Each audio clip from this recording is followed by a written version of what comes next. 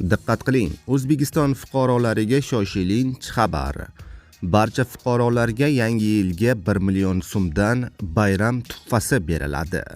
Assalomu alaykum, hurmatli tomoshabinlar, tezkor yangiliklardan, birinchilardan bo'lib xabardor bo'lishni istasangiz, videorolik ostiga like tugmachasini bosib qo'yishni unutmang. Diqqat qiling, ehtiyojmand oilalarga 1 million so'mdan bir martalik moddiy yordam ajratiladi. Kuz-qish mavsumida aholining ehtiyojmand qatlamini qo'llab-quvvatlash va ularni maishiy xarajatlarini yengillashtirish maqsadida ehtiyojmand oilalarga 1 million so'mdan bir martalik moddiy yordam ajratilmoqda. Ijtimoiy himoya milliy agentligi mutaxassisi Madina Azamova bilan suhbatlashish shu xususida bo'ldi. Mazkur moddiy yordam qaysi toifadagi oilalarga beriladi? Bu moddiy yordam ehtiyojmand oilalarga ajratiladi.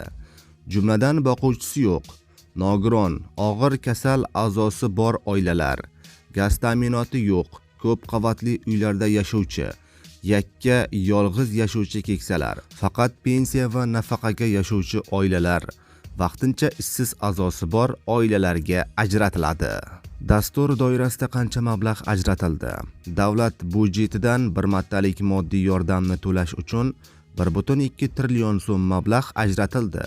Har bir oilaga 1 million so'mdan bir martalik moddiy yordam beriladi. O'tgan yilida kuz-qish mavsumida moddiy yordam qancha ajratilgan edi? O'tgan yili isitish mavsumida qo'shimcha ravishda 120 mingta oilaga 270 ming so'mdan moddiy yordam ajratilgan edi. Bu yilga nisbatan 2,5 barobarga kam. Ushbu moddiy yordam qanday tarzda to'lanadi? Moddiy yordam pullari 2025-yilning 27-oktyabrdan boshlab to'lanishi boshlangan.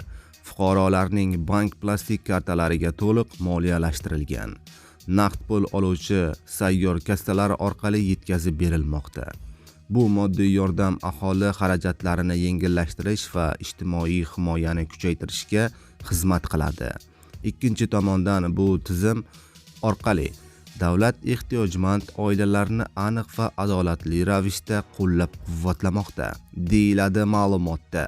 Aziz do'stlar, ushbu xabar ostiga like bosing va ushbu moddiy yordamga muhtoj oila tanishlaringizga yuborib qo'ying.